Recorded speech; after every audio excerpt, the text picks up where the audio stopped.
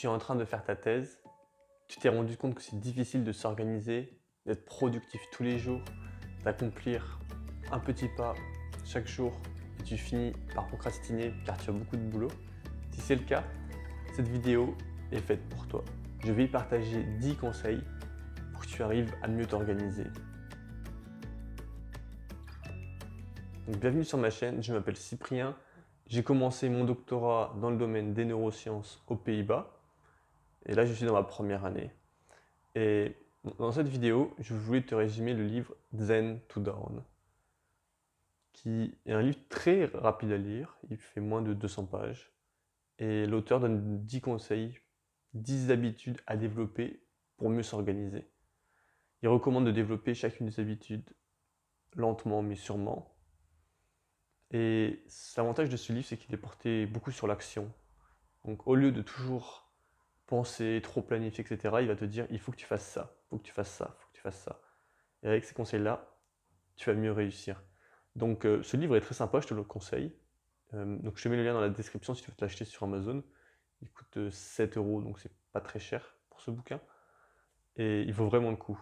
Il te résume 10 conseils clés pour réussir à t'organiser et à être efficace et à accomplir un but chaque jour et un but chaque semaine. Et dans cette vidéo, je vais te résumer les 10 conseils qu'il donne pour accomplir plus et être mieux organisé.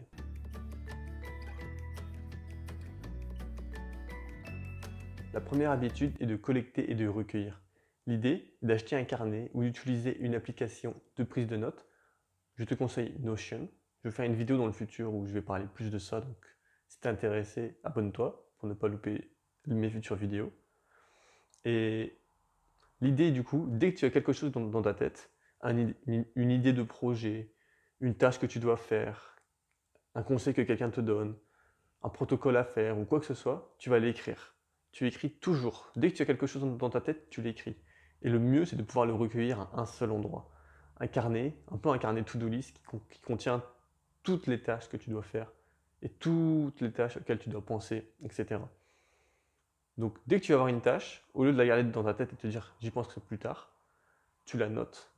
Ou par exemple, si tu es en train de travailler sur une tâche et que tu as une autre tâche qui apparaît dans ta tête, au lieu de toujours te dire je m'en souviens, je le ferai dans 5 minutes, non, tu l'écris, comme ça tu peux arrêter d'avoir peur de l'oublier, d'arrêter d'avoir cette pensée qui te ressasse encore et encore dans ta tête.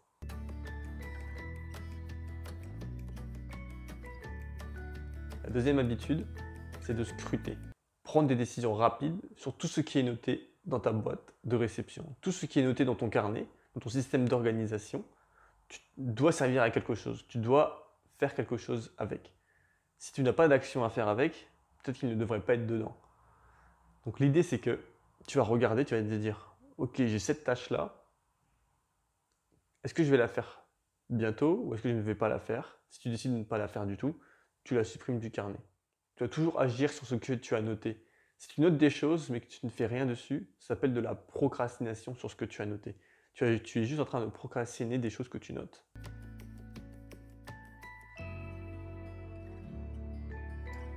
La troisième habitude, c'est de planifier. Planifie tes actions les plus importantes à faire à la semaine et à la journée. J'ai fait une vidéo dans laquelle je parle de ça un peu plus. Je vais la mettre dans la description. Et là-haut, si tu es intéressé pour aller la voir, elle peut vraiment t'aider à développer cette habitude encore plus. L'idée, c'est de définir 3 actions à faire cette semaine pour avoir une semaine réussie. Et tu vas diviser ces actions-là en sous-actions que tu vas faire chaque jour. Et chaque jour, tu auras 1 à 3 actions à faire. Et chaque jour, tu auras 1 à 3 actions à faire. Je te conseille de les faire le matin, mais tu peux les faire quand ça te semble plus favorable. Et le fait d'organiser tout ça, ça va t'aider à enfin voir tes progrès et voir comment tu avances petit à petit.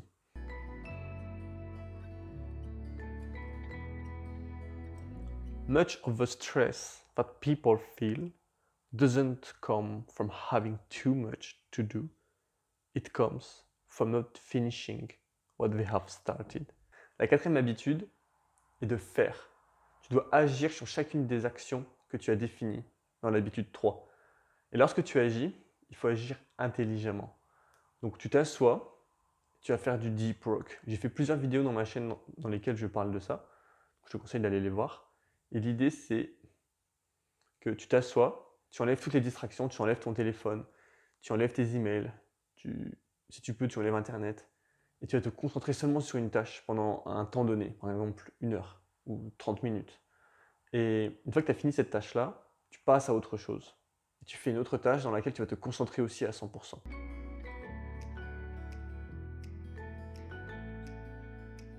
La cinquième habitude est de créer des listes simples pour plusieurs sujets.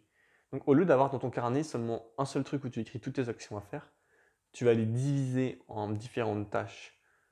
Travail, doctorat, maison, courses, etc. Et dans ta catégorie doctorat, tu peux sous-diviser en autres tâches. Et l'idée, c'est que comme ça va être sous-divisé en différentes tâches, ça va être plus organisé. Et ça ne va pas devenir bordélique, tu vas savoir t'y retrouver.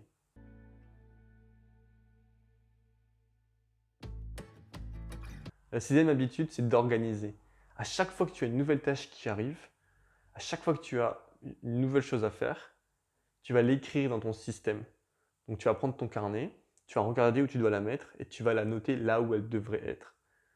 Si tu es avancé, tu as un agenda et tu définis quel jour tu vas la faire, par exemple. Et le fait de faire ça, ça va éviter d'avoir un nombre de tâches qui s'accumulent et de laisser tomber de côté ton agenda. Parce que ça peut arriver. C'est que tu vas avoir tendance à te dire, ok, j'écris sur un post-it et après je le mettrai dans mon carnet. Et après tu accumules les post-it et après, c'est un peu le système de l'entropie. Ton système va se dégénérer. Donc tu vas commencer à le laisser de côté un petit peu et encore et encore. Et à terme, tu vas simplement finir avec un truc que tu ne croiras plus, tu ne lui feras plus confiance. Et si tu ne lui fais plus confiance, tu ne voudras pas le regarder. Et c'est ton travail de travailler dessus et de l'empêcher de dégénérer. Donc tu dois le regarder et agir dessus. Tous les jours, regarde-le un petit peu, rajoute les tâches qui te viennent dans ta tête. Toutes les tâches dans ta tête, note-les dans ce système et organise-le.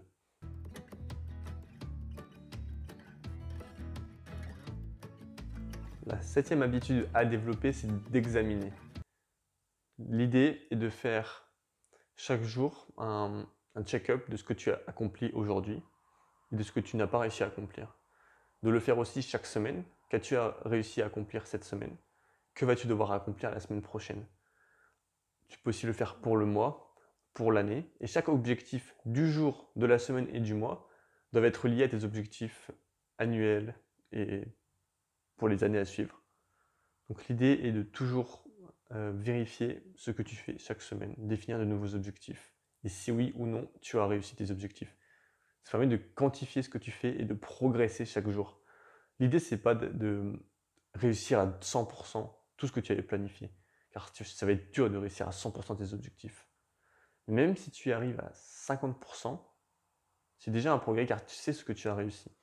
Et si ton objectif la semaine prochaine, ça va être de réussir à 51%, c'est déjà un progrès à 1%. Car au bout de plusieurs années, tu te seras amélioré de façon incroyable.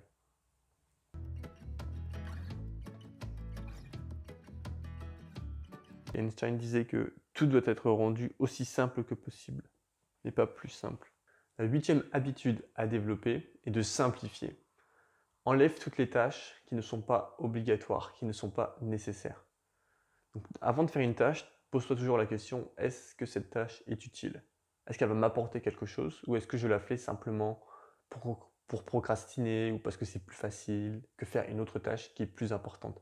Est-ce que la tâche que tu es en train de faire est la plus importante que tu devrais faire ou est-ce qu'elle est importante à faire maintenant? Et si elle n'est pas importante, enlève-la. Simplifie au maximum. Simplicity is the ultimate sophistication. La simplicité, c'est la sophistication ultime.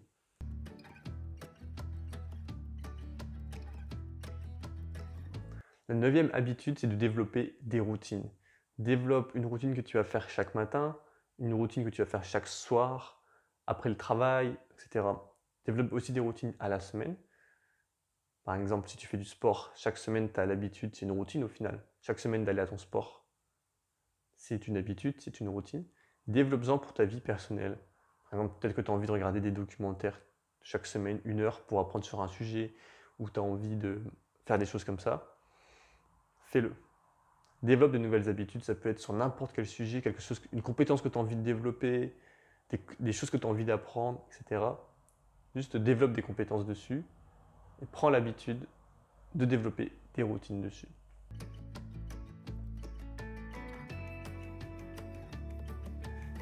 Et la 10e habitude à développer, c'est de développer tes passions. Si c'est possible et un travail qui te passionne, travaille sur un sujet de thèse qui te passionne, fais quelque chose qui te passionne. Chaque action doit te passionner ou t'avancer plus loin vers quelque chose qui te passionne et qui t'accomplit, qui te fait sentir une meilleure personne une fois que tu l'as réussi.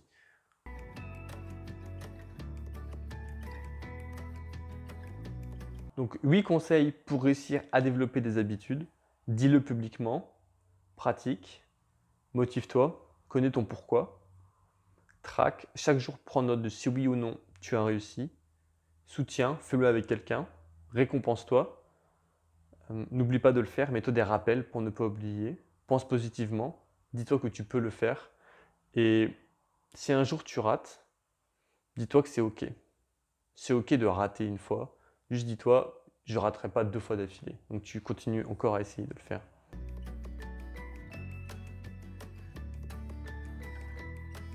L'auteur propose de développer une habitude à la fois, 2 ou 3 si tu t'en sens capable, au lieu de vouloir tout accomplir d'un coup. Si tu te dis je vais faire les 10 habitudes d'un coup, tu vas juste réussir pendant 3 jours et après tu vas être submergé et tu vas abandonner. Il vaut mieux en un an réussir à développer ces 10 habitudes et à les faire de façon concrète et efficace que d'abandonner au bout de 2 semaines. Donc accepte de les faire une à une ou d'en faire plusieurs à la fois parce que les premières, peut-être que tu les maîtrises déjà. Donc tu peux te dire les 3 premières je vais les faire ensemble ou les 2 premières. Et pendant un mois tu vas les faire, tu vas essayer de développer ces habitudes. Et après tu vas les rajouter une à une, toutes les 2 semaines ou tous les mois. Selon ça, à toi de voir. En ce moment sur mon groupe Facebook, je propose de le faire.